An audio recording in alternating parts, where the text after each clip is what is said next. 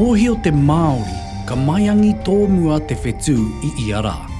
No reira, ka rereke haere te maiangi mai o tēnā whetū o te tau ki te rangi.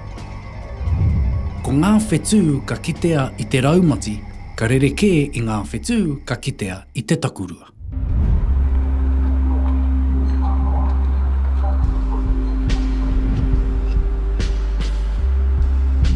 E ai ki te ao pūtai ao Pākehā, ka whā meneti te maiangi tōmua o te whetū I Iarangi.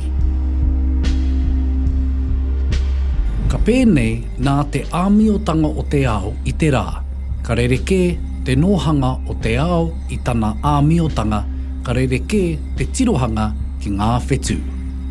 Engari, mai te whenua ka kite te tangata I tēnā whetū o te tau, I tēnā whetū o te tau, e maiangi haere ana, e tō haere ana I te tū āpai.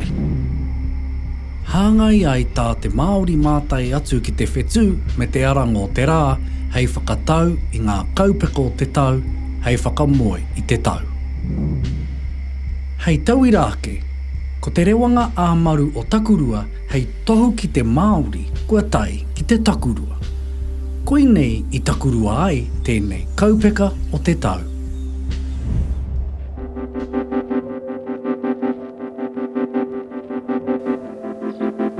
Tau āhua nō rā I te rewanga āmaru o rehua I te ata hāpara hei tohu I te raumati.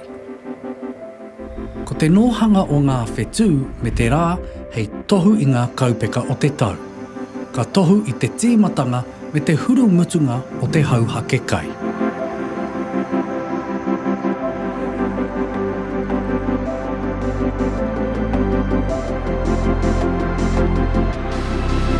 Ka arahi ngā whetū me te rā I te iwi ki te kōkiri I ngā mahi e tika ana.